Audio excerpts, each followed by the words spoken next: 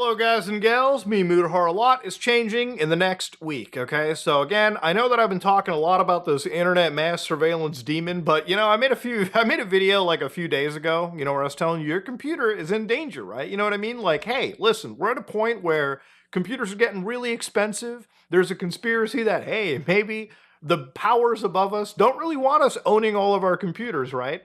But ultimately, at the end of the day, there's also a whole set of other laws that we're looking at where your control and your freedom on the internet is very limited. Now, as a guy who's made a lot of virus investigation videos, I've pretty much explored every single aspect of the dark web, the goofiest sides that I can show you and have a good time with. And one thing that I've learned is a lot of the content that I've made is only possible because the internet is this free last bastion of real human freedom.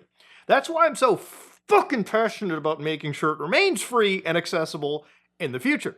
Now, I understand the internet is a dangerous place, and if you have children, it is not like back in the day, okay? Back in the day, I used to go on MSN Messenger and play some goddamn pool with friends. Now I'm sure kids are going on Discord and Roblox and fucking fighting predator after predator, okay? But given the internet and its propensity for danger, I think parents should have a lot of personal involvement in their kids' lives, okay? Look, kids don't get access to phones and tablets and computers out of nowhere. And if they do, you as a parent should probably keep an eye on and know if they do. And then make sure that you implement the parental controls that are built into these devices to prevent kids from accessing parts of the internet or talking to people that they probably shouldn't, okay? Look, you brought kids into this world, it's time to fucking take care of them, okay? You don't just have to worry about the predators outside the house, you have to worry about the predators in the internet tubes, okay? And that's up to you. You gotta be able to fight back. You have to be able to protect your kids everywhere, okay? Sorry to say, kids are a full-time responsibility. You brought them in, you take care of them. The goddamn nanny state can't. Now, next week, there is this big push on a bunch of laws, right? So this is known as the Kids Act, and it's a package of different laws. And we've talked about probably every single one of them. So in the next week, literally the next week, a bunch of lawmakers, instead of debating these individual proposals, they're going to push them through an ultra-expedited process. So basically, if you care about your freedom, and most of my viewers are American, and you Americans can do all of us a fucking solid.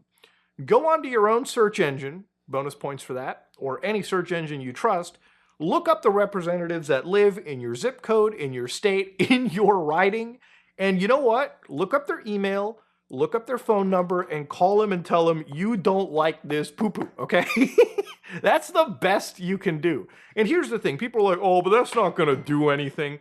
Brother, it's better than sitting there and doing nothing, okay?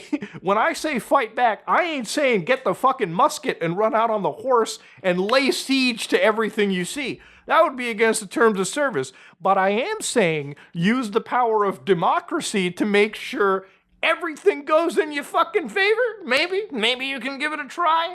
That is the best thing you can do, because at least if you do that, you can have the moral superiority over everyone else that didn't even fucking try and say, look, at least I did something. At least I tried. But here's the thing. If you don't do anything, these scumbag politicians, and it doesn't matter what side you're on, this is one of the reasons why I have a really big disdain for a lot of the political talking heads on this website, or like any of I'm not a political channel, but like at the end of the day, if this was your bread and butter, shouldn't you, as a channel, probably talk about this and explain that your freedom is on the fucking line, that mass surveillance is here? The fact that individuals like me, people like fucking Louis Rossman are talking about this is such a fucking slap in the face for individuals. It just shows me that everybody involved in the whole left-right politics crap is just a whole bunch of fucking losers that have no fucking real care about the actual issues that are happening.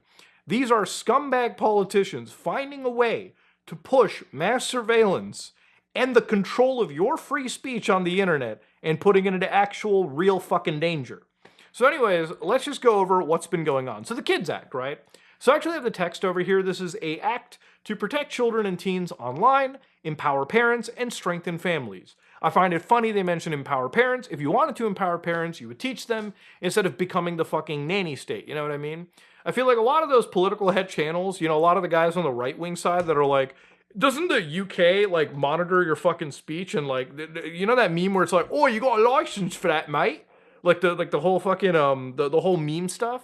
It's like you're about to be asked for a license here in the United motherfucking States of America, okay? Like the freest nation in the fucking world. You know, you might be able to say UK's a lost country, Canada's a bunch of cuckolds, Australians are too busy fighting and losing to fucking emus, but Americans are about to lose to fucking ones and zeros. Why? Because they were too fucking lazy to stand up for their rights, you know? And how much more offensive is that really, right? Like at the end of the day. But again, to look through this bill, ladies and gentlemen, there's a lot to go over here. Over 100 pages, actually. But there are some definitions that have been brought up by the fellows over at the EFF that you should be paying attention to. Now, on the surface, if you look at the defenders of this bill, like Richard Blumenthal, for instance, he'll basically post on his website, for instance. So he'll say the Kids Online Safety Act does not require the disclosure of private information, such as your history, messages, or friends list. What the Kids Act does is create an obligation for platforms and apps to provide safeguards and tools to parents and kids, which a lot of these tools already fucking exist, which is what these politicians aren't necessarily telling you, right? So when they say, does the Kids Online Safety Act require age verification or force users to provide their driver's licenses? And they say, no, it doesn't impose age verification requirements and require platforms to collect more data about users. In fact, it explicitly states that it does not require age gating, age verification, or the collection of additional data from users. Now, that all sounds great, right? It almost sounds like they listened to what I said and they were like, okay, let's protect kids in a way that keeps you safe. But the reality of it is that there's been a lot of lawyers and a lot of people that have looked at this and have found that even though it says that, yes, it doesn't require age verification, and technically the KOSA section of the bill does say that it shouldn't be read to require age verification, if you read the rest of the bill, and I have, and so has the EFF and every other watchdog legal organization. I'm not here to be like a mouthpiece of the EFF. I look at what they say, I look at what Reclaim the Net says, I look at what a lot of these organizations say and kind of like homogenize it together when I report on this kind of stuff. So they said, if you read the rest of the bill, they have a mention where they talk about knows or should have known. So throughout the KOSA section, parental tools are required whenever a website or app knows or should have known. If a child or a user is a child, right? Anybody that is defined as under 13 or a teenager, which is 13 to 16 years of age. So again, you can actually read this for yourself and know and basically see where it's defined. So right here, page 19, line 1920, knows or knows. The term know or knows means to know or should have known. And the reason why that's so important is because it serves as basically one of the big giant loopholes that kind of forces a lot of these websites to take your information. So for instance, right, the EFF kind of explains it like this. The problem is a website operator doesn't need actual knowledge that a user is a minor to get in legal trouble. So it applies when a platform knows or should have known. So this negligence standard basically means that when the courts and regulators come up to a website, they're going to have this whole long legal case about, should you have fucking known little Timmy was under the age of 13 or 16 and had access to adult features? So what's going to happen is, in order to avoid liability, every single one of these services, all the way from like Reddit, Discord to like the standard shitty service, will have to determine which users are teenagers and which are not. Most won't be able to trust their users. So they're not going to be able to tell you, hey, are you over 18 or under 18? Because you didn't put any fucking effort into it. They'll have to collect more information about the age before any lawsuit or government action arises. Some companies may respond by requesting driver's licenses or passports. Others will rely on age estimation systems that attempt to guess ages. And guess what? Those systems, we all know, make fucking mistakes because they rely on vision models that sometimes could say, hey, listen, you're somebody that obviously looks under the age of 18, but you're actually fucking 32, so we're going to treat you as a kid. Oh, you're somebody that's developed a little bit quickly? Oh, you're 15? We're going to guess you up to like 26. So again, these are situations that you have to look at and realize that in some cases, even the fucking protections they're putting can put some kids into even more fucking danger. You know what I mean? Because in some cases, it might place people in certain groups, or people who are actual predators may find ways to gate themselves into a child's age gate with clever methods, because remember, predators are just really fucking good at what they do, and then be able to have like a whole bunch of verified kitties to go after, right? It's a really insane situation to sort of look at, right? You know, it started off with, hey, we don't want kids to have access to like pornography, which is a great, I'm not even against that. I don't think kids should have access to it in general. It's a very addictive drug and it absolutely can fucking rot your brain. But look at where it evolved from, right? Hey, we want to stop kids from accessing pornography. Okay, now we're going to be looking at every fucking social media. So we're going to be looking at each and every single feature on a social media service.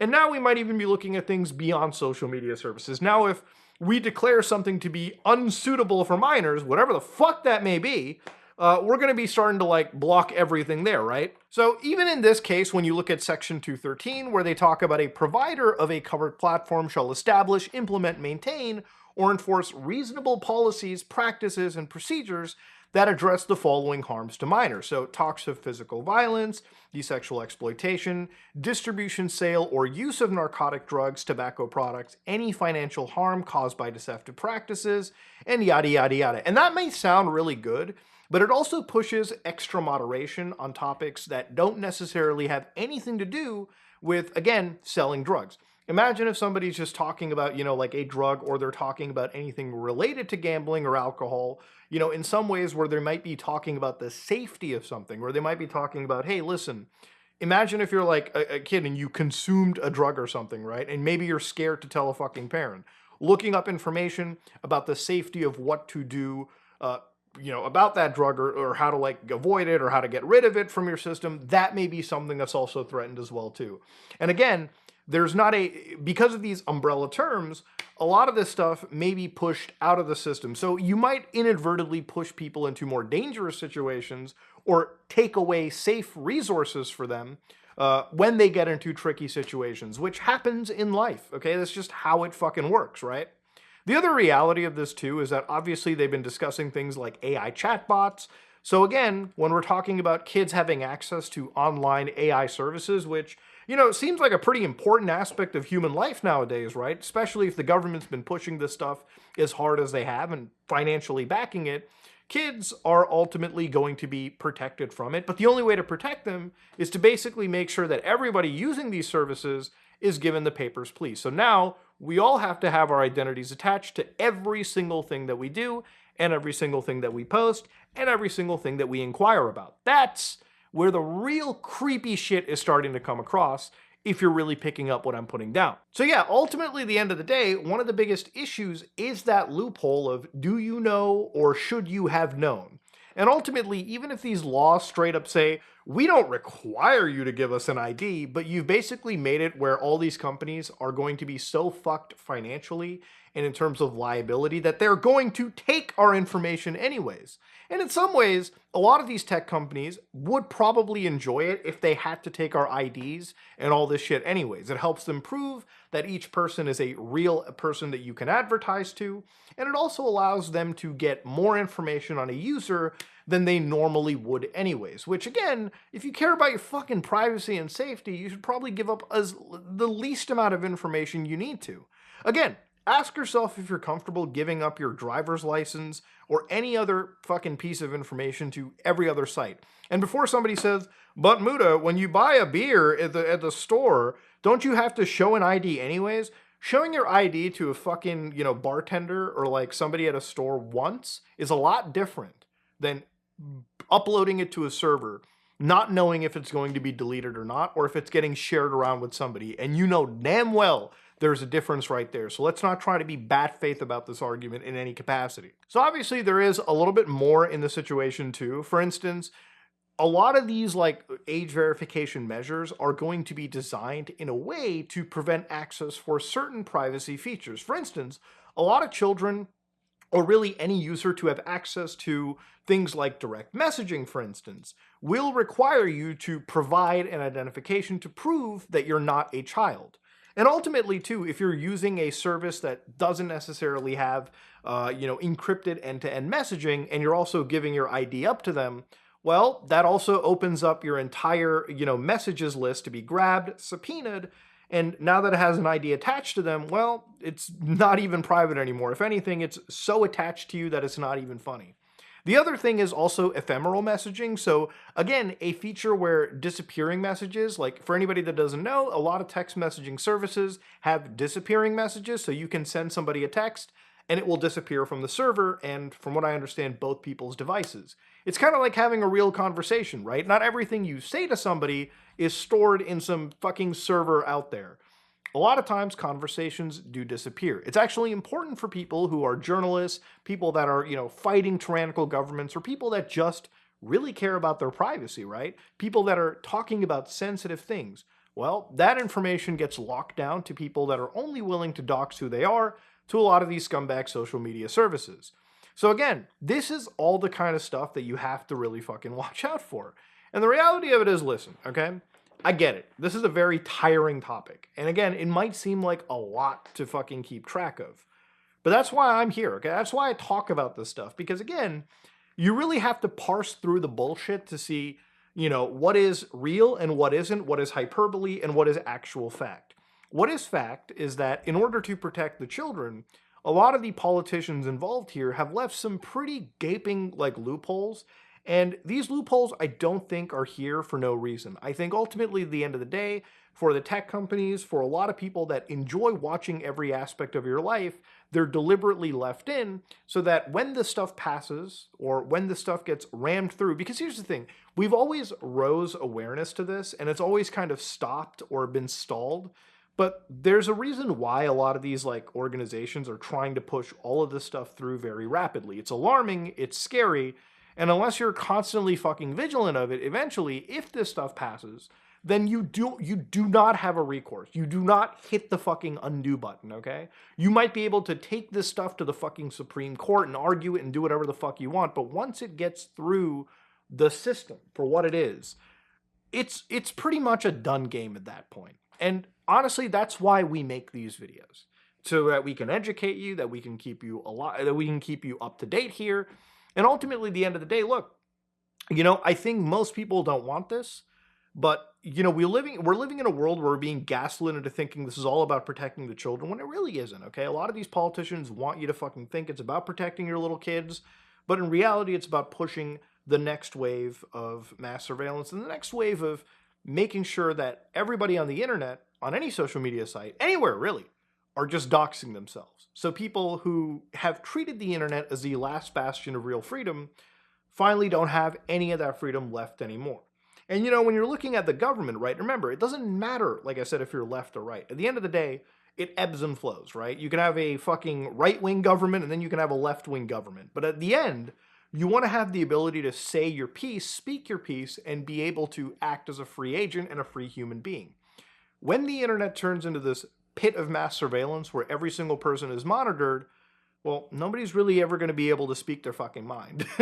Nobody's ever going to be able to have access to free information, and the whole fucking world changes at that point. So, look, at the end, take it seriously, fight back, because literally after this weekend, it could change for the worse, or maybe we could be able to stave this off.